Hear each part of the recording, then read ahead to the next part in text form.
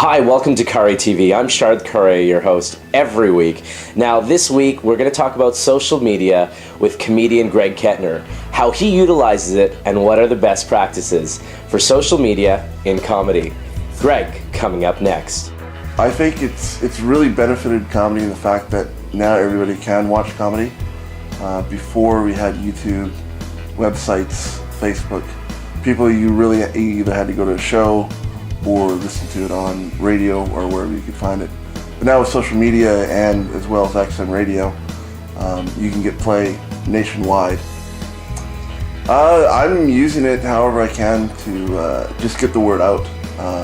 I've been very successful with Facebook. I've got a group page on Facebook where people at my show, at the end of the show, I say, hey, if you want to follow me, go to Greg Ketter on Facebook.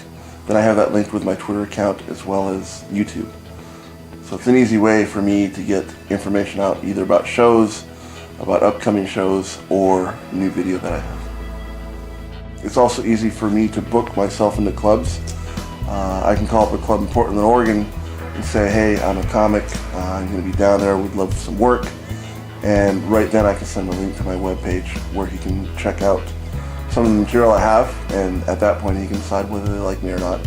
As well as people just going to my website, seeing what I do, who I've worked with, and booking me that way as well. I would probably say Facebook or YouTube. It gives me the most exposure. It gets my name out there, but then again, when you integrate Twitter, you can send up updates and just quick snippets. Twitter as well too, you can also send out just short videos. Either of myself or other videos that I see that I think are funny that are going to make people laugh. And hopefully when people laugh, they're going to think of me, either come to my show or book me for one of their corporate events. Yeah, a lot of the comedy clubs are using social media, Twitter, YouTube. Probably one of the best examples in comedy is Dane Cook.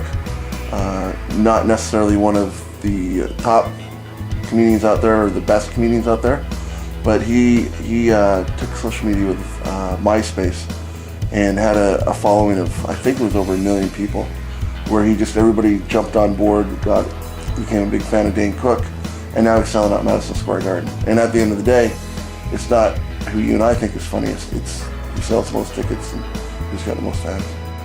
Well, again, I mean, with the invention of YouTube, I mean, a lot of people were friends around it was like the water cooler around the office. Everybody's like, oh dude, I saw this guy online, Russell Peters, he's hilarious.